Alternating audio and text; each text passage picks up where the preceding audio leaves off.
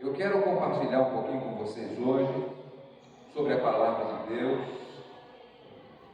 o valor e a importância da palavra de Deus. Esse é o nosso tema de hoje. E eu gostaria de dizer para vocês qual a razão, por que eu desejei falar sobre esse tema hoje. Eu tenho percebido quantos áudios, quantos vídeos e mensagens bíblicas circulam por vários aplicativos. Então, é uma infinidade, são centenas, para não dizer milhares. Então, diariamente, eu percebi, e eu participo de alguns grupos, e poucos grupos, que eu não gosto muito de grupos, mas eu participo de alguns grupos familiares, e de alguns grupos assim, e eu percebi que aproximadamente cada pessoa recebe por dia umas 5 mensagens, aproximadamente 5 mensagens com vídeos ou áudios. Então, é uma disseminação de mensagens de origens diferentes, às vezes até ignoradas, você não sabe quem mandou aquela mensagem, mensagem com reflexões diferentes, mensagens até com interpretações diferentes da palavra de Deus, mensagens com doutrinas diferentes daquelas que nós cremos, mensagens que muitas vezes parecem mais uma aula de autoajuda do que uma mensagem bíblica centrada na palavra de Deus. E talvez alguém diga, mas gente, isso é coisa boa, porque usando a internet para divulgar a palavra de Deus no mundo inteiro, então o mundo inteiro tem ouvido a palavra de Deus. Eu tenho minhas dúvidas a respeito disso. Inclusive essa semana, vocês sabem que toda quarta-feira eu coloco um áudiozinho de 4 minutos, sobre reflexões, às vezes da minha própria vida, do meu próprio momento, usando textos bíblicos.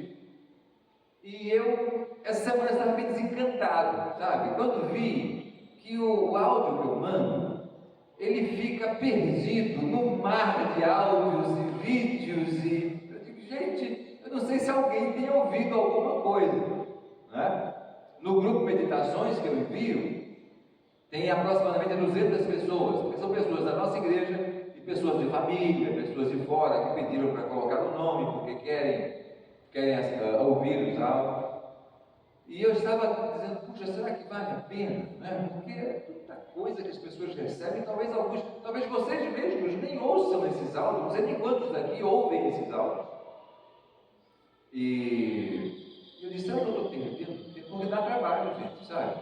Dá trabalho, não é brincadeira não, você preparar um áudio certinho, vocês veem que é um fundo musical, eu tenho que me conter naquele tempo do fundo musical, para começar no início, terminar no final, eu tenho que gravar bem cedinho de manhã, porque senão tem algum barulho fora, eu gravo no escritório em casa, não pode ter barulho de carro passando, de galo cantando, então eu tenho que gravar no momento bem cedinho, quando ninguém aparece, nem em casa movimento algum. Então dá um certo trabalho fazer isso. Eu penso, será que nesse mar de recebimentos que as pessoas recebem faz alguma diferença? E às vezes eu confesso a vocês que dá vontade de dizer, olha, acho que está bom, O pessoal já recebe tanta coisa. E sempre que eu penso isso e dou aquela desanimada, alguém me diz alguma coisa, é impressionante, parece que Deus ele diz, não cara, por enquanto ainda continua fazendo, que a minha irmã, na semana, aquela que esteve aqui, nesse dia, ela me mandou vários áudios de pessoas que ela me envia, falando sobre o que ouviram na mensagem do dia. Então, inclusive uma sobrinha minha que está um pouco afastada, Então eu disse, não, se para alguém está valendo a pena, então vale a pena continuar, Então, se seu nome não está lá e você quiser, talvez pessoas novas da igreja não recebem, depois me fala, me dá o telefone que coloca no grupo. É só uma vezinha por semana, são só 4 minutos, Mas, voltando a falar nessa disseminação de mensagens, eu vejo pelo menos 2 problemas. Um dos problemas é que, pelas dúvidas que eu percebo e que eu recebo de várias pessoas, eu temo que esse acúmulo de mensagens, ele esteja embaralhando um pouco a mente das pessoas. Então você recebe uma interpretação de um jeito, depois outra de outro jeito. São tantas mensagens diferentes, que depois de ouvir todas elas acabam, ao contrário do que muitos imaginam, se perdendo. As pessoas se perdem em dúvidas sobre qual de fato é a verdade que ela tem que usar na vida dela. O que é que de fato vale a pena? O que é que de fato é relevante? São tantas coisas que as pessoas ouvem todos os dias. Então isso tem que deixar um pouco preocupado. Parece que as pessoas estão ouvindo mensagens de vertentes bem diferentes, com ênfases tão diferentes, que elas não sabem o que fazer depois de ouvir tudo isso. A segunda coisa, que eu acho que é até mais séria do que essa, é que, na minha opinião, o maior mal que isso pode trazer é que muitas pessoas têm acreditado que, ouvindo essas mensagens, não necessitam mais do seu momento pessoal de meditação na palavra de Deus. Então elas já ouviram tantas mensagens de dia, não está lavando louça, ouve a mensagem, está no carro, ouve outra mensagem, volta para casa, ouve outra mensagem. Então alguém pode dizer assim: olha, eu acho que eu já ouvi mensagem demais hoje, né? Já estou cheio da palavra, não preciso mais ter aquele meu momento pessoal, em que eu me deleito com a palavra, em que eu medito, em que eu estudo, em que eu decoro, em que eu repito, em que eu penso, em que eu oro sobre a palavra. Então, para mim, esse é o maior mal que isso pode trazer, e eu espero que aqui entre nós não esteja acontecendo isso. Eu não sou contra essas mensagens, não acho que elas não devam acontecer, mas eu acho que nós temos que ter um pouco de cuidado com a quantidade que se envia de mensagens, né? Então não envie tudo que você recebe, às vezes receba e guarda para você, porque são tantas coisas entrando pelos ouvidos de tanta gente que às vezes embaralham a mente, e muitas pessoas têm achado que isso é suficiente e não precisam mais daquele contato pessoal com a palavra de Deus. E eu quero dizer a você que nada substitui o tempo que você gasta com a palavra de Deus. Você sozinho, você e a palavra. Nada substitui isso. E se você não está fazendo isso, se você acha que não tem tempo para gastar com a palavra de Deus, alguma coisa está errada na sua rotina. Eu digo isso sem medo de errar. Sem medo de errar. Se você acha que não tem tempo, que a sua vida é corrida demais, alguma coisa está acontecendo de errado. Você está correndo demais. Se não sobra tempo para você pegar a sua Bíblia e você usá-la, e você ler, e você meditar nela, e você orar para que Deus lhe fale. Se você não consegue fazer isso, tem alguma coisa errada no seu relacionamento com Deus e no seu relacionamento com a vida, que precisa ser consertado. Talvez você não queira ouvir isso de mim, né? Eu entendo que, olha, eu essa semana passada, ou retrasada, não me lembro, dia 14 de setembro, eu completei 43 anos de pastorado. E eu vou dizer a vocês que um dos grandes desafios do pregador, daquele que fala, é não se empolgar e falar aquilo que as pessoas querem ouvir,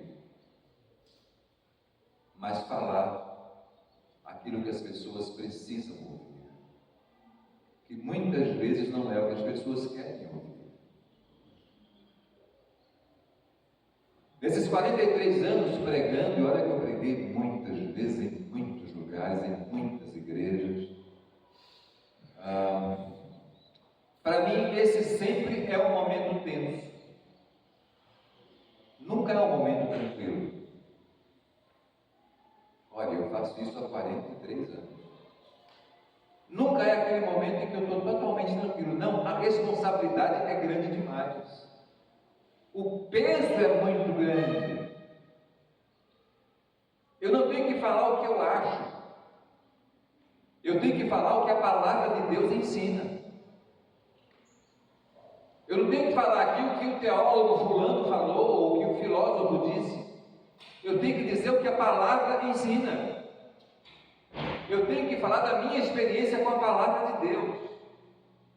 E isso é coisa pesada. Isso não é fácil de fazer. Para nenhum pregador.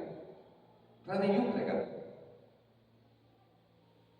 Às vezes eu vejo, e você deve ver também, pregadores na mídia. Por exemplo, eu não gosto de falar sobre fatos assim, pessoas, mas tem um pregador que ele é muito engraçado. Ele conta muitas coisas engraçadas nas mensagens que ele fala. Só que eu nunca vi Jesus fazer isso. Eu nunca vi Pedro, Paulo conquistar um auditório por ser engraçado, por divertir as pessoas. Eu não estou aqui para divertir vocês, para contar piadas para vocês rirem. Não. Eu estou aqui para derramar o meu coração para vocês. Eu estou aqui para que o meu coração toque o coração de vocês.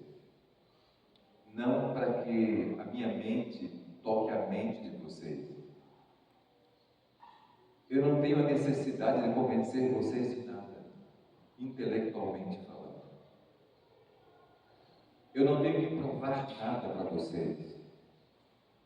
Eu tenho que simplesmente falar o que a palavra de Deus tem me falado.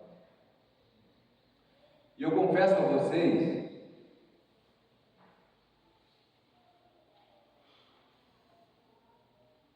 parece que a gente fica mais à vontade na academia, viu, gente?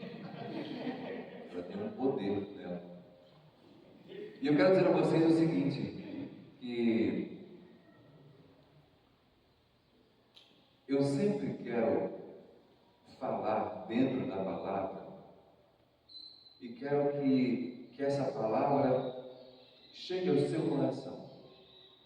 Eu quero que você perceba que eu não estou falando com a minha mente, eu estou falando com o coração. E só o coração toca outro coração. Para mim isso é muito importante. Só que isso é muito desgastante. É muito desgastante falar daquilo que tem tocado você. Essa semana eu conversei com a Selma na mesa, estamos no café da manhã, sobre o quanto a palavra de Deus tem me encantado. Olha, eu leio a palavra de Deus com um encantamento diferente do que eu li há alguns anos atrás, não sei porquê. Parece que Deus tem me moldado através do sofrimento. E eu olho para a palavra de Deus e eu sinto coisas que eu nunca sentia. Deus tem me tocado de uma forma através da palavra, Não tenho tido visões, sonhos, não. É como Liceu falou, quer ver a glória de Deus na palavra. Jesus é a glória de Deus, Ele mostra a glória de Deus, está na palavra, tudo está aqui. Nessa manhã, então, eu quero conversar sobre a importância do nosso amor, do nosso apego e desafio de obediência à palavra de Deus. Apego, amor e desafio de obediência à palavra de Deus. Não a opinião de alguém, a minha opinião ou de alguém, mas ao que a palavra de Deus nos diz. E a primeira expressão que eu quero deixar bem claro nessa manhã é que eu creio que a Bíblia é a palavra de Deus. A Bíblia é a palavra de Deus. O Antigo e o Novo Testamento são revelações de Deus que chegaram até nós através de homens inspirados por Ele. E esses homens tinham a intenção de Deus de revelar aos homens quem de fato é o nosso Deus e o seu plano concebido desde autoridade para salvar todo aquele que crê. A Bíblia é isso. Homens inspirados por Deus escreveram o que Deus queria que escrevessem para mostrar ao mundo quem é Deus e o seu plano de salvar. Plano concebido desde a eternidade, desde a criação do mundo, antes da criação do mundo, para a salvação de todo aquele que crê em Deus. A Bíblia, esse livro, é vivo. É a palavra de Deus. É a palavra. Eu tenho um apego com essa minha Bíblia. Você pode usar o celular? É claro que pode. E há momentos que ele até é mais fácil de usar, né? Você está no trabalho, está em algum lugar, você vai no celular lá, tem o aplicativo da Bíblia lá, que é fácil de você encontrar os livros e ver o texto que você quer, é legal, é ótimo, é ótimo. Eu tenho 67 anos, então me perdoe, mas eu não consigo me desligar da Bíblia, do papel. Não consigo, porque a Bíblia é toda escrita e eu não posso escrever no celular, eu não posso sublinhar no celular, eu não posso colocar aspas no celular, eu não posso colocar nada no celular. E aqui eu risco, rabisco tudo. Eu dependo dessa Bíblia aqui, dessa aqui, eu dependo dela. A semana passada, a Selma levou a minha Bíblia para o Ministério Infantil. Estava a minha dela aqui, ela pegou a minha e levou lá. Aí disse, eu ia pregar. Foi o Disseu, não foi? Foi o Disseu semana passada. E eu gosto de acompanhar os textos todos na minha Bíblia. E eu fui lá e disse, você levou a minha Bíblia. Toma a tua, a Bíblia da minha. Né?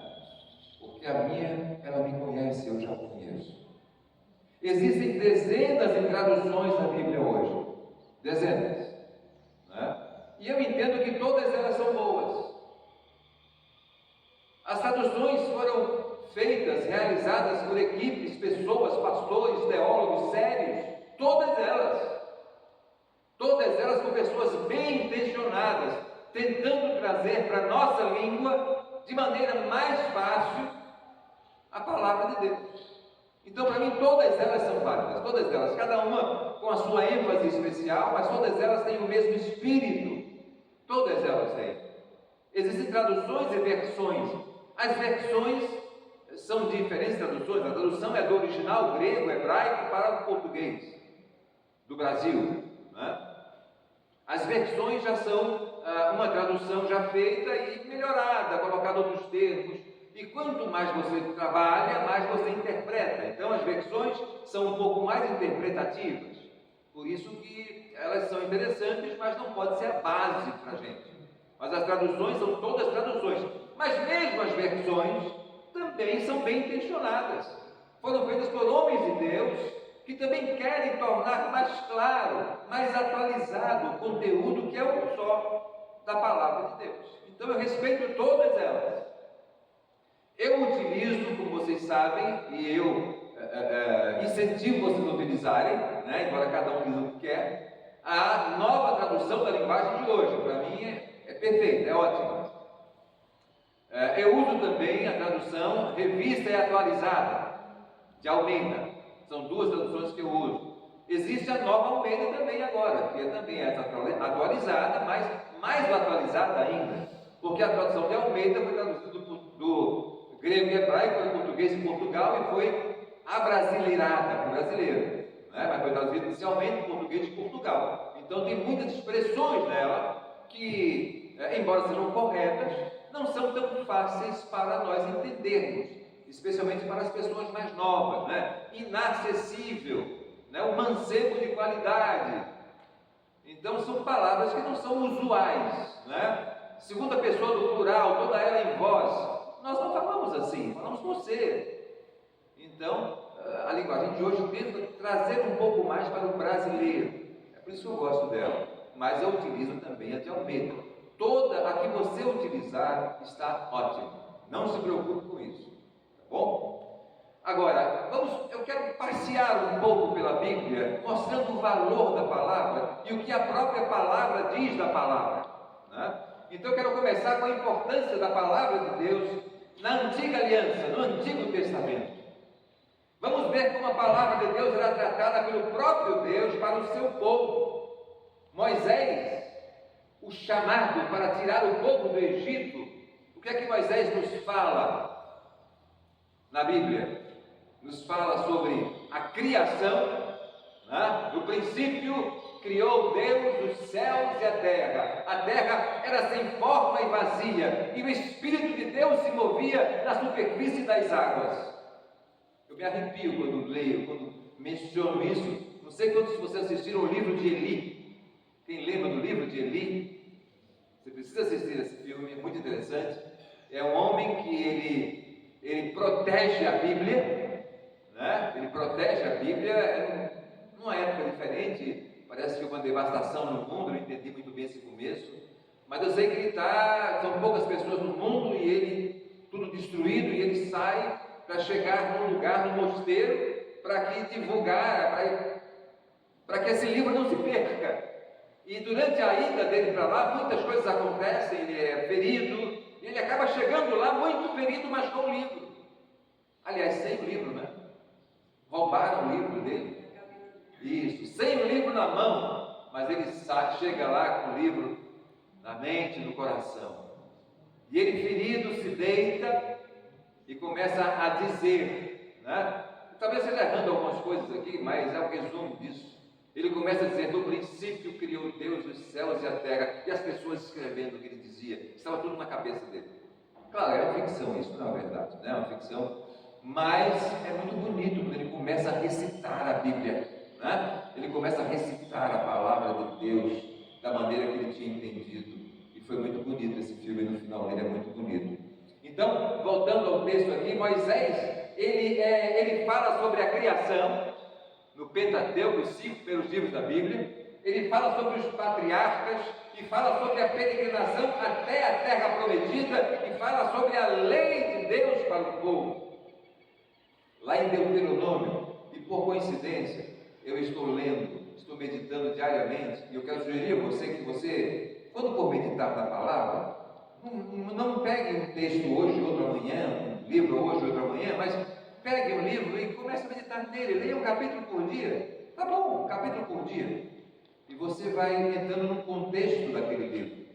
Em Deuteronômio, eu estou lendo Deuteronômio, estou encantado. Olha, Deuteronômio é um livro que ele é uma repetição. Para muita gente é o livro mais chato da Bíblia, porque repete. É a repetição da lei. É Moisés reúne o povo e começa a falar sobre a lei. Ele começa a relembrar às pessoas tudo o que aconteceu quando Deus entregou a lei para eles. E há um momento, no capítulo 5, que Moisés diz, olha, capítulo 5, versículo 23, Moisés diz assim: o fogo no monte continuava, e vocês estavam lá, né? Estavam lá, e vocês ouviram a voz de Deus, Deus falando no alto do monte. E as pessoas, e vocês disseram, diz Moisés, o povo vai, chama Moisés e fala: Moisés, olha só, nós subimos o monte com você. Você ficou lá falando com Deus e a gente ficou, mas a gente estava no monte. E nós ouvimos a voz de Deus. E nós imaginávamos que ninguém podia ouvir a voz de Deus e continuar vivo. E nós ficamos vivos, vimos que alguém pode ouvir e ficar vivo. Mas olha, nós não queremos passar novamente por essa experiência. É muito pesado. É muito grande para nós. Então, Moisés, agora, quando você for ouvir Deus, sobe você sozinho e nós ficamos aqui embaixo. E quando você voltar, você nos conta tudo o que Deus disse, você nos conta. E nós vamos obedecer a tudo o que Deus disser a você. Moisés, volte para o monte, escute o que o Senhor Deus quer dizer. E depois venha e conte tudo aquilo que ele disser. Nós ouviremos com atenção e obedeceremos. O Senhor ouviu o que vocês disseram quando estavam falando comigo e disse: eu ouvi o que o povo falou e tudo o que eles disseram está certo. Como seria bom se eles sempre pensassem assim e me respeitassem e sempre obedecessem a todos os meus mandamentos. Assim tudo daria certo para eles e para os seus descendentes para sempre.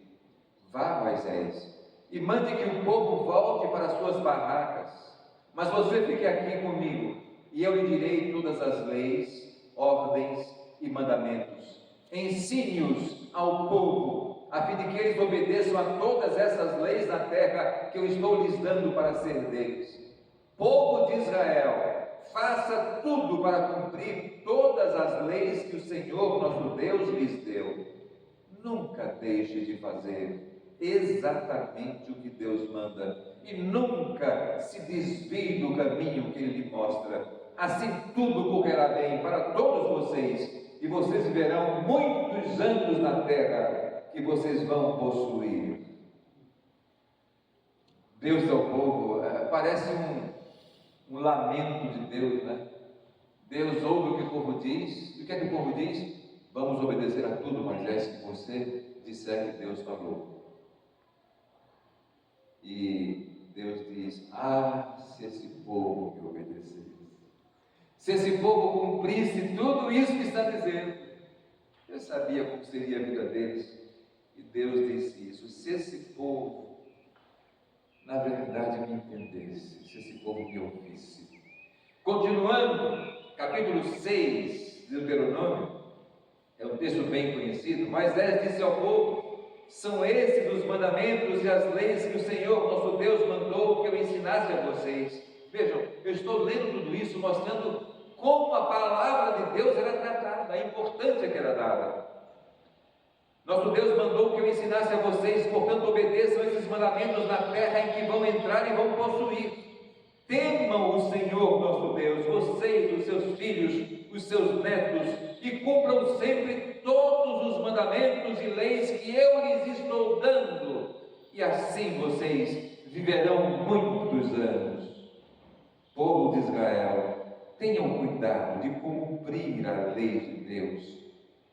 Então, conforme disse o Senhor, o Deus dos nossos antepassados, tudo correrá bem para vocês, e vocês se tornarão numerosos naquela terra boa e rica, onde vão viver. Escute, povo de Israel, o Senhor, e somente o Senhor é o nosso Deus.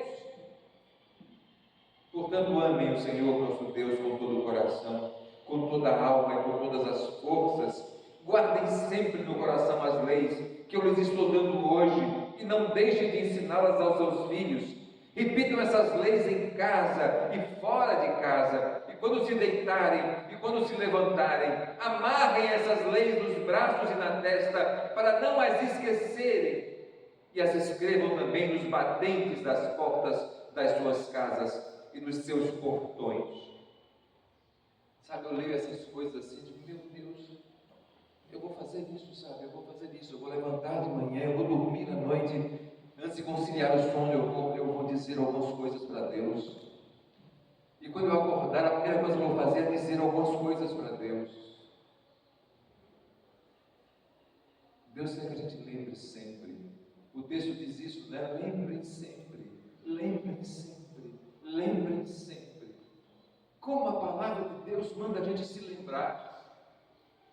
Tem um texto em que, aqui mesmo no livro de Deuteronômio, que Deus diz: olha, vocês vão chegar na terra boa e rica que eu vou dar para vocês. Vocês vão para essa terra, e chega lá, vocês vão ficar ricos. Vão plantar e vão colher muito mais do que plantaram. Vocês vão chegar em plantações que vocês não plantaram, foram os inimigos que plantaram, e vocês vão colher do que vocês não plantaram. Agora, quando ficarem assim abastados, cuidado para não se esquecerem de mim. Cuidado. Parece que quando a gente fica abastado, né? Quando tudo tem de sobra, a gente acha que não precisa tanto de Deus mais. Porque a gente precisa quando a gente está com falta, com necessidade. Mas quando eu tenho sobrando, mas é possível ter sobrando e lembrar de Deus. E é isso que Deus queria. Deus disse: eu vou abençoá-los. Vocês vão prosperar, mas lembrem-se de mim. Lembrem sempre de mim. Há textos, e eu já vi muita gente falando sobre isso, há textos, continuando a falar sobre os livros de Moisés, nos livros históricos também, que contam a história do povo de Israel, dos seus líderes, do seu relacionamento com Deus, que nós vemos coisas que são ditas ali que a gente fica meio baratinado, né? Deus diz: olha, quando chegarem naquela cidade de Seom, que é a terra dos gigantes, vocês vão dizimar todo mundo. Não sobra ninguém. Mulheres, crianças e homens. Ninguém sobra.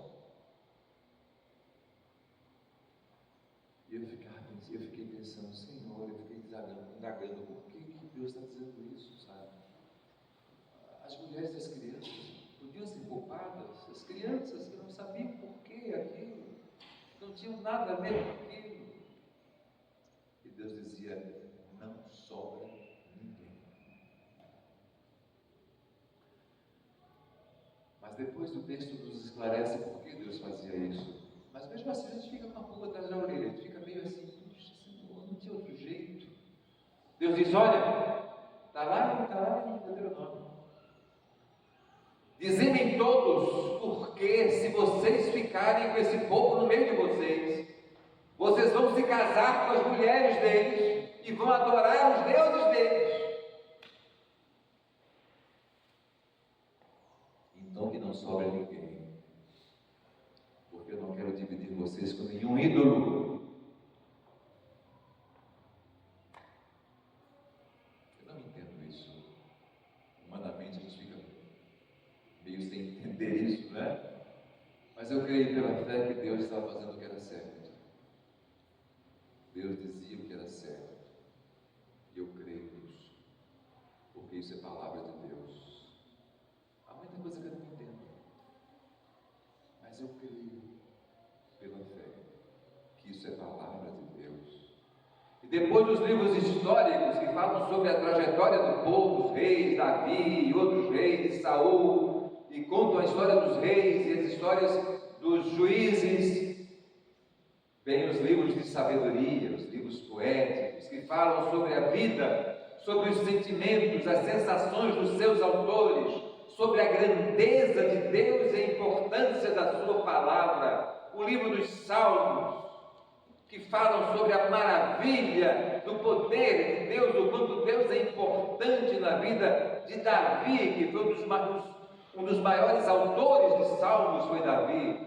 E ele conta das suas fraquezas, dos seus sentimentos, ele fala do coração dele para nós. Então você lê um salmo de Davi, ele dizendo que sua alma está cansada. Seria um demérito para ele, mas ele não está preocupado com isso. Ele quer dizer a verdade do coração dele para a gente. E é essa verdade que toca o meu coração e o seu coração. É isso que nos toca. O Salmo 119, que é o Salmo que nos fala sobre a palavra, sobre a importância da palavra de Deus. Salmo 119. E todo mundo conhece porque ele é o maior salmo da Bíblia, é o maior capítulo da Bíblia. Ele tem, não me lembro exatamente, 150 ou mais versículos, né? O Salmo 119, ele tem exatamente 176 versículos. No versículo 9, ele diz: como pode um jovem conservar pura a sua vida? E aí ele mesmo responde: é só obedecer aos teus mandamentos. Eu procuro te servir com todo o coração, não deixes que eu me desvie dos teus mandamentos. Guardo a tua palavra no meu coração para não pecar contra ti. Eu te louvo, ó Senhor Deus, ensina-me as tuas leis. Costumo repetir em voz alta todas as ordens que tens dado. Fico mais alegre em seguir os teus mandamentos do que em ser muito rico. Estudo as tuas leis e examino os teus mandamentos. As tuas leis são o meu prazer. Não esqueço da tua palavra. Depois, no versículo 96, ele diz o seguinte: tenho visto que todas as coisas têm o seu limite, tudo Tudo é limitado a seu tempo, a sua intenção. Mas o teu mandamento, ele se aplica a tudo. Não tem nenhum limite para ele. A palavra de Deus se aplica a tudo na vida. Toda a verdade do universo está na palavra de Deus. Não há nenhuma outra verdade nesse universo que não tenha base nessa palavra. Se é verdade, está aqui. Se não está aqui, é porque é questionável, não é verdade absoluta. Só a palavra de Deus é absoluto. Só a palavra de Deus é a verdade. É assim que eu creio. A tua palavra é lâmpada para guiar os meus passos, é luz que ilumina o meu caminho. Eu entendo mais do que todos os meus professores, porque medito nos seus ensinamentos. Tenho mais sabedoria do que os velhos, porque obedeço aos teus mandamentos. Quer dizer, o mandamento de Deus, conhecer os mandamentos de Deus é maior do que a experiência de vida. Conhecer os mandamentos de Deus, olha que coisa importante. Os teus ensinamentos são a minha riqueza para sempre. Eles são a alegria do meu coração. Eu resolvi obedecer as tuas ordens até o fim da minha vida. Imagine, você está pronto para fazer essa promessa para Deus? Eu resolvi seguir a tua palavra até o fim da minha vida, custe o que me custar. É uma preciosidade a palavra de Deus, gente. É uma preciosidade. Quando você crê que essa é a palavra de Deus. E aí chegamos aos profetas. Quem eram os profetas? Eram homens. Através deles, Deus falava ao seu povo e fala hoje ao seu povo. Através dos profetas, Deus continua falando. E Ele fala ao nosso coração hoje, não só ao povo de Israel, mas ao nosso coração hoje.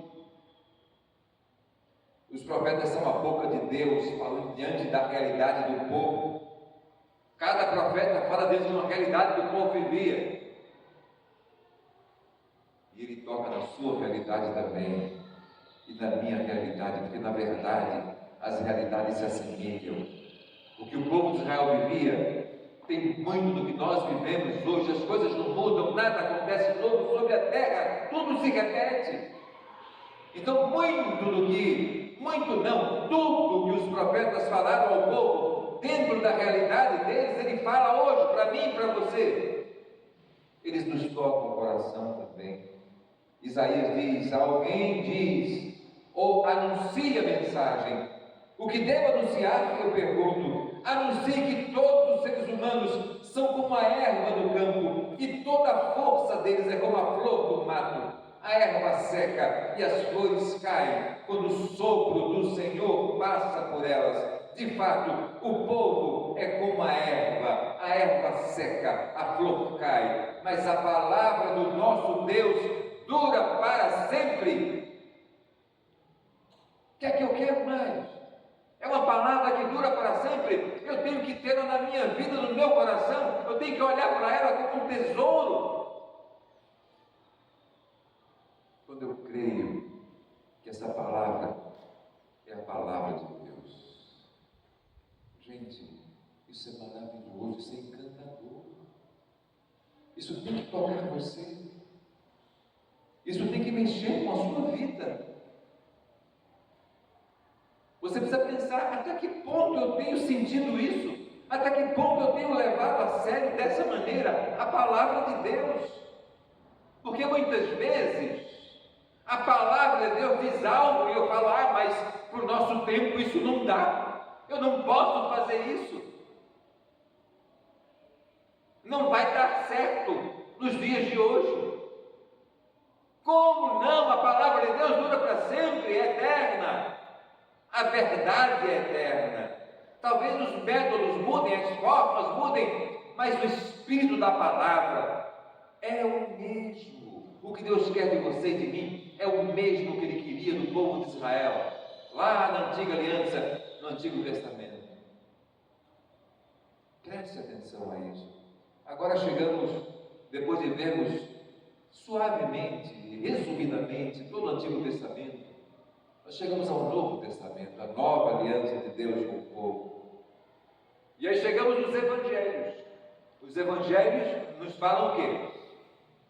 Nos falam sobre a encarnação do Filho de Deus, Jesus Cristo, sua vida entre nós, sua morte, sua ressurreição, a sua ascensão, o seu ensino, como o Disseu falou hoje, é a revelação visível do Deus invisível. Paulo diz isso, Deus veio a esse mundo, Jesus é Deus. Não era mais um Deus, mas Ele é Deus. Se fez homem, habitou entre nós. Já imaginou isso? Deus viveu aqui conosco, conheceu a nossa vida de perto, a vida de Jesus, incluindo todos esses acontecimentos: vida, morte, ressurreição, ascensão e ensino. Essa vida de Jesus, na verdade, é a base onde está erguido todo o Novo Testamento, a nova aliança de Deus com o seu povo. Todo o Novo Testamento está sobre isso, embasado nisso. Todo o Novo Testamento está embasado em Cristo. E não só o Novo Testamento, mas toda a Bíblia aponta para Jesus. João capítulo 12, versículos 44, diz assim: Jesus disse bem alto: quem crê em mim, não somente crê em mim, mas também crê naquele que me enviou. E quem me vê, vê também aquele que me enviou. Eu vim ao mundo como luz, para que quem crê em mim não fique na escuridão. Se alguém ouvir a minha mensagem e não a praticar, eu não o julgo, pois eu vim para salvar o mundo e não para julgá-lo. Quem me rejeita e não aceita a minha mensagem, já tem quem vai julgá-lo. As palavras que eu tenho dito serão o juiz dessa pessoa no último dia. Eu não tenho falado em meu próprio nome, mas o Pai que me enviou é que me ordena o que devo dizer e anunciar. E eu sei que o seu mandamento dá vida eterna. O que eu digo é justamente aquilo que o Pai me mandou dizer. Jesus diz: olha, o que eu falo não é de mim, é do Pai. Porque Jesus ali está falando como ser humano, como homem. Eu recebi do Pai. Então, as palavras de Jesus são palavras de Deus. Em João 7, de 15 a 18, os líderes judeus ficaram muito admirados e diziam: como é que ele sabe tanto sem ter estudado? Jesus disse: o que eu ensino não vem de mim, não depende do meu estudo, mas vem de Deus, do Deus que me enviou. Quem quiser fazer a vontade de Deus saberá se o meu ensino vem de Deus, se eu falo de meu próprio nome. Quem fala em seu próprio nome está procurando ser elogiado, mas quem quer conseguir louvores para aquele que o enviou, esse é honesto e não há falsidade dele. Ele diz: olha, se eu quisesse trazer a honra para mim, seria questionável, mas eu não trago honra para mim, porque o que eu falo não sou eu quem está dizendo, quem está dizendo é o Pai. Não é ideia minha, é ideia do Pai. O pregador que prega tem que ter isso em mente. Não são as minhas ideias que são convincentes, não é a minha palavra que vai convencer vocês de alguma coisa, é a palavra de Deus que vai convencer vocês de alguma coisa, é o Espírito de Deus que vai agir no coração de vocês. Eu sou somente um intermediário, não sou nada nem ninguém, só um canal por onde Deus vai falar. Mas quem fala é Deus, quem transforma é Deus, quem muda é Deus, quem afirma é Deus. E aí chegamos no livro dos Atos dos Apóstolos, livro de Atos, Mateus, Marcos, Lucas, João e Atos. Quando eu era criança, a gente aprendia a decorar esses livros, eu achava que Atos era uma pessoa. Vocês nunca viram ninguém chamado de Atos? Quem nunca leu os Três Mosquiteiros? Eu li os Três Mosquiteiros antes. E tinha um chamado Atos, Atos, Portos de Aramis. E aí chegou o D'Artagnan, o quarto. Eu achava que era alguém assim como Atos. Depois que eu vi que é Atos dos Apóstolos, Ações dos Apóstolos, aí eu entendi, agora eu entendi. Que fala sobre como os apóstolos se posicionaram, como eles falaram, como viveram e o que fizeram. O livro dos Atos nos conta a ação dos apóstolos no início da igreja cristã e o mover do Espírito Santo enviado por Jesus para dar vida, força, coragem e poder a essa nova igreja. Isso é o livro de Atos. Ele mostra a ação do Espírito tocando as pessoas, empoderando, essa palavra está usada hoje, né? A palavra bonita, empoderando de uma maneira diferente, com o Espírito de Deus, aqueles homens e mulheres que começaram o corpo de Cristo sobre a terra, a igreja primitiva. Esse é o livro de Atos. Aí fala das viagens missionárias de Paulo e conta tanta coisa maravilhosa sobre esse começo da igreja e tanta coisa sofrida por aquele povo que não tinha medo de anunciar a mensagem do Senhor. E o que é que foi que fez o povo perder o medo? Alguém lembra? O que é que fez o povo perder o medo? Hein? A ressurreição. Quando Cristo ressuscita, eles pensam, agora sim, nós damos a vida por Ele, Ele é o Filho de Deus mesmo. Pedro, que havia negado Jesus, agora morre por Jesus. Quem morreria por uma mentira? Quem morreria por uma invenção? Ninguém faria isso. Mas eles morreram por amor à verdade que eles conheciam. Esse é o livro do Atos dos Apóstolos.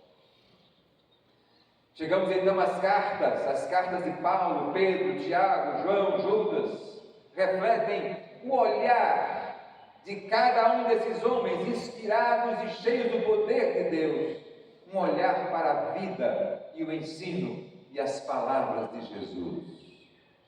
As cartas de Paulo, eu já ouvi alguém dizer, não, eu na Bíblia só dou importância às palavras de Jesus. Inclusive tem aquele grupo, os Red Letters, né? Que são das letras vermelhas, a Bíblia que o que Jesus falou está em vermelho. Eu tenho uma Bíblia assim, e que ele falou, as palavras de Cristo estão em vermelho. E há aqueles que dizem, não, isso é que é o mais importante. Mas, gente, as cartas de Paulo, as cartas de Pedro e de João, os livros, as cartas, todas as cartas e epístolas da Bíblia, elas refletem o olhar desses homens inspirados por Deus do que Jesus falou, do que Jesus ensinou. Jesus está lá nessas cartas. Paulo não disse nada da cabeça dele. Tudo que Paulo falou, ele falou porque entendeu que Jesus disse isso. Ele entendeu porque os profetas disseram isso. Tudo está embasado em Cristo Jesus. E aí chegamos ao Apocalipse. O Apocalipse de João é a revelação de Deus a João sobre os últimos dias, quando Cristo vencerá todas as forças do mal que agem sobre o universo, e o reino de Deus será completamente estabelecido sobre a terra. Vejam, um resumo assim, rapidíssimo, da Bíblia, da Palavra de Deus. O Novo Testamento, ele faz o elo de ligação entre a antiga aliança e a nova aliança, entre a lei e a graça. O Novo Testamento, ele liga as duas coisas, ele mostra que elas são uma coisa só, que são um só conteúdo. Jesus está em toda a Bíblia, não apenas no Novo Testamento, não apenas nos Evangelhos. Cristo está em toda a Bíblia. A palavra de Deus só faz sentido quando nós enxergamos isso. Cristo está presente em toda a Bíblia, em todas as suas páginas. Em Lucas 24, Jesus diz isso. Ele diz, então Jesus lhes disse, como vocês demoram a entender e a crer em tudo que os profetas disseram? Pois era preciso que o Messias sofresse e assim recebesse de Deus toda a glória. E começou a explicar todas as passagens das Escrituras Sagradas que falavam dele, iniciando com os livros de Moisés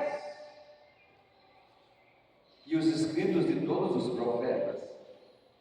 Olha só, Jesus começou a falar dizendo: olha, Moisés falava de mim no Pentateuco, nos 5 primeiros livros da Bíblia. Os profetas todos falaram a meu respeito. Eu estou desde lá, eu sou eterno. Tudo tem sentido, porque Jesus está em todo lugar. A lei teve o seu lugar. Era o que Deus julgou necessário naquele momento da história.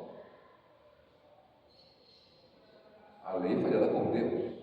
Às vezes as pessoas, quando chegam na nova aliança, criticam muito a lei. Jesus veio acabar com a lei. Não, ele não veio acabar com a lei, ele veio cumprir a lei. Já imaginou se não houvesse a lei? Não haveria sentido de Deus ter enviado o homem, ter se feito homem e vindo até nós e habitado entre nós, porque Jesus veio exatamente cumprir a lei que Deus havia dado. E a carta aos Hebreus, ela nos mostra com clareza essa verdade. Capítulo 10 de Hebreus, a lei dada por Moisés. Eu estou lendo muito o texto bíblico, gente, porque eu estou falando da importância da palavra de Deus. A lei dada por Moisés não é um modelo completo e fiel das coisas verdadeiras. Veja, a lei dada por Moisés, Deus deu através de Moisés, não é o modelo completo e fiel das coisas verdadeiras, é apenas uma sombra das coisas boas que estão para vir. Os mesmos sacrifícios são oferecidos sempre, ano após ano. Portanto, como pode a lei, por meio desses sacrifícios, aperfeiçoar as pessoas que chegam perto de Deus? Se as pessoas que adoram a Deus tivessem sido purificadas dos seus pecados, não se sentiriam mais culpadas de nenhum pecado, e todos os sacrifícios terminariam. Em vez disso, esses sacrifícios realizados ano após ano servem para fazer com que as pessoas lembrem dos seus pecados. A lei foi dada para que as pessoas soubessem o que é pecado e lembrassem dos seus pecados. Pois o sangue de touros e de bodes não pode, de modo nenhum, tirar os pecados de ninguém. Por isso, Cristo, ao entrar no mundo, disse: tu, ó Deus, não queres animais oferecidos em sacrifício, nem ofertas de cereais, mas preparaste um corpo para mim. Que coisa maravilhosa! Cristo diz: olha, não é preciso mais oferecer sacrifícios de animais, porque Deus não me fez vir como um cordeiro para ser oferecido. Deus me deu um corpo, e esse corpo eu dei em favor de vocês. Então não são mais necessários esses sacrifícios. Não te agradam as ofertas de animais queimados inteiros no altar, nem os sacrifícios oferecidos para tirar pecados. Então eu disse: eu estou aqui, ó Deus, e venho fazer a tua vontade, assim como está escrito a meu respeito no livro da lei. Jesus fala: está escrito ao meu respeito já no livro da lei que eu queria fazer isso. Primeiro ele disse: tu não queres sacrifícios ou ofertas de animais, e não te agradam as ofertas dos animais queimados inteiros no altar, nem os sacrifícios oferecidos para tirar pecados. Ele disse isso embora todos os sacrifícios sejam oferecidos de acordo com a lei. Depois ele disse: estou aqui, ó Deus, para fazer a tua vontade. Assim Deus acabou com todos os antigos sacrifícios e pôs no lugar deles o sacrifício de Cristo. E porque Jesus Cristo fez o que Deus quis, nós somos purificados do pecado pela oferta que Ele fez, uma vez por todas, do seu próprio corpo. Vejam, está tudo claro. Antigo Testamento, Moisés, os profetas, todos eles falavam de Cristo, que se revela no Novo Testamento, na Nova Aliança. Está tudo ligado e unido na mente de Deus, e precisa estar ligado e unido na nossa mente. Jesus está presente em toda a Bíblia. E Jesus precisa estar presente em toda a nossa vida. Você não tem duas vidas, eu não tenho duas vidas, eu tenho somente uma. E Jesus faz parte dela por completo.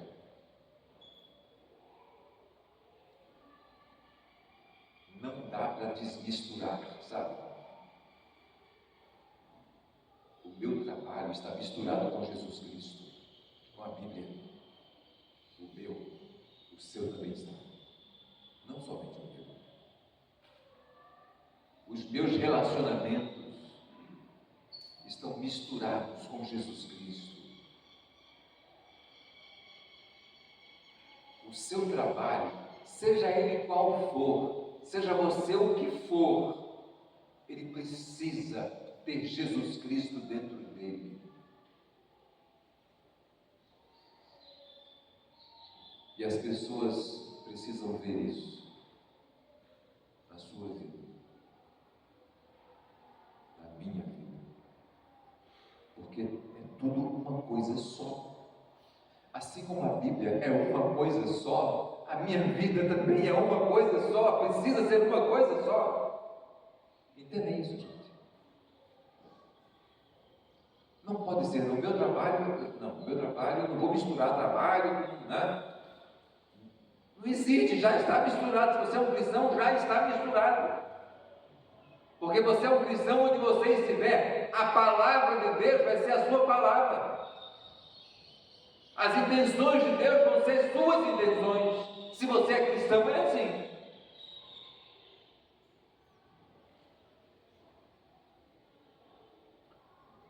Esse é o pequeno resumo, um pequeno panorama do que eu entendo ser a palavra de Deus. Eu também entendo que esse é o maior tesouro que nós temos. Enquanto nós não entendermos isso e nos dedicarmos mais a meditar nessa palavra, nós não usufruiremos da vida que Deus preparou para que vivêssemos nessa terra. Enquanto você não aceitar, não crer nisso, enquanto você não considerar a palavra de Deus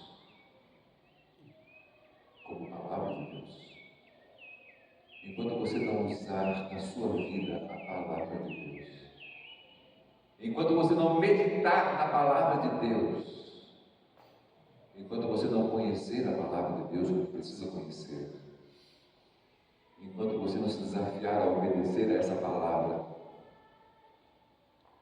você não vai descobrir a vida que Deus preparou para você viver. E você vai viver uma vida pela verdade, com um telar e um pecado. Isso não existe. Ou os dois pés lá, ou os dois pés aqui. Ou você vive com a visão do mundo ou com a visão de Deus. Você é que vai escolher. Não dá para viver as duas coisas. E muitas vezes nós queremos viver dos dois lados. Muitas vezes queremos usar as duas coisas. Levar vantagens dos dois lados. Isso não existe. É impossível. Impossível. Ninguém pode servir a dois senhores ao mesmo tempo. Você não vai conseguir fazer isso nunca. Nunca. Eu entendo que chegou o momento de a gente parar para pensar sobre isso, como igreja, como povo de Deus, como pessoas. Né? O quanto a palavra de Deus tem sido importante para você. O quanto você de fato está desafiado a obedecer a palavra, a crer, a confiar, sabe? A viver. Você não será impecável. Eu não sou impecável, eu faço muita bobagem. Mas eu estou desafiado. Eu estou desafiado a viver a vontade de Deus, a palavra de Deus. Busque na palavra. Não tem outra maneira. Não há outra maneira. Crer, viver em obediência e anunciar esse Evangelho da graça de Deus precisa ser a nossa vida. A nossa vida precisa ser isso. Crer, confiar, obedecer e anunciar. Viver essa palavra, de modo que o mundo seja abençoado pela sua vida, porque você vive a palavra. Isso tem um custo? Tem um custo, sim. Isso tem um custo. E não é infelizmente, não. Você já sabia que tem um custo. Crer em Jesus e viver em Cristo tem um custo. E o custo não é pequeno, não é baixo, mas vale a pena. Pergunta a Pedro. Pergunta a Paulo, que dizia para mim: o morrer é lucro, porque o viver é Cristo. Olha que coisa maravilhosa. Você já entendeu o que ele quer dizer com isso? Ele quer dizer: eu vivo Cristo na minha vida, mesmo que eu tenha que morrer por isso. Não importa. Não importa. Nós dizemos isso.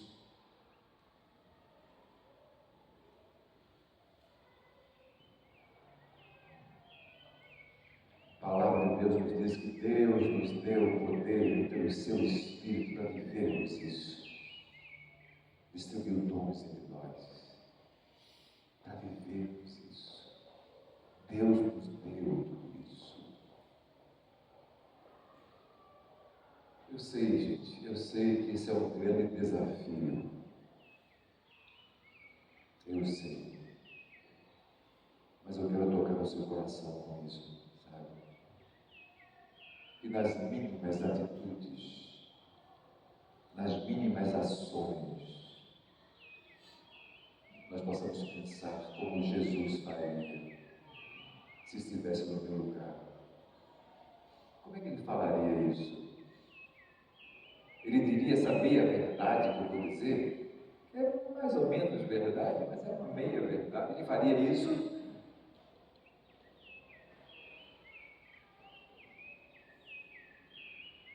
Não existe meio termo. Jesus chega e diz para os fariseus, quando eles disseram: nós somos filhos de Abraão.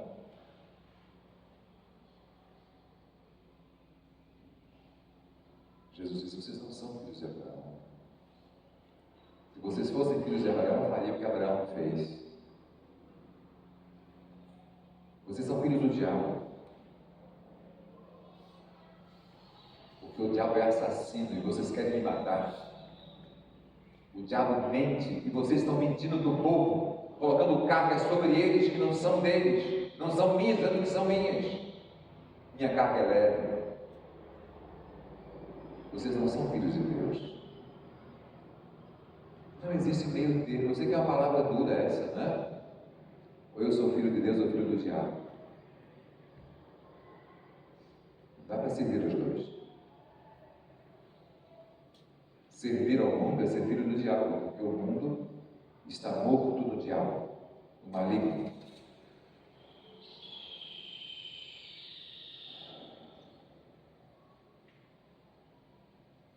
É crer ou não crer. É pegar ou largar. A palavra de Deus é vida. É a verdadeira vida.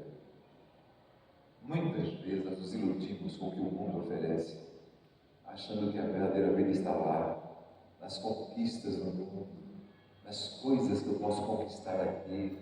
Eu não digo que você não pode ter as coisas aqui. Claro, você pode ter as coisas aqui, mas essas não vão ser suas conquistas. Deus em primeiro lugar. E todas essas coisas que vocês precisam serão acrescentadas. Nós cremos mesmo nisso. Cremos mesmo nisso.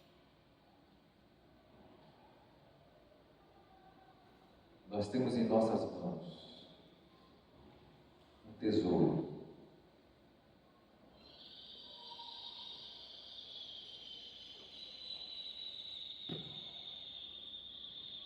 Essa palavra é o tesouro. É a palavra de Deus. Toda é a palavra de Deus. E você tem ela nas mãos. Use essa palavra. Leia. Medite. E viva essa palavra. É a única maneira. A única maneira. E descobrimos a vida que Deus preparou para nós. A única maneira é essa. Não existe outra. Vamos orar. Baixe a sua cabeça. Senhor Deus, a Tua palavra nos comove. A Tua palavra mexe com a nossa vida, mexe com os nossos brios e nos coloca diante de uma bifurcação. Andar com Deus ou andar com o mundo e com o inimigo de Deus. Ó Deus, eu te peço nessa manhã que o Teu Espírito Santo toque a minha vida e toque a vida de cada pessoa que está aqui,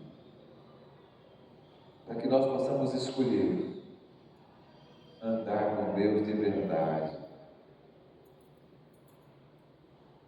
conhecer a Sua palavra de verdade, viver a Sua palavra de verdade, seguir os Seus passos de verdade, amar, ser generoso de verdade, ser honesto de verdade,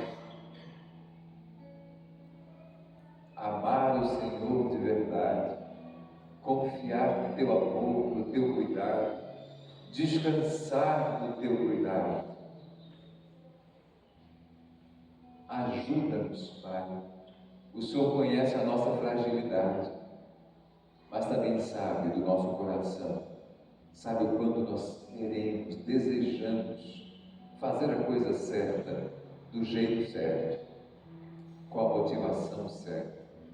Ajuda-nos, Senhor, a sermos fiéis. Em nome de Jesus. Amém.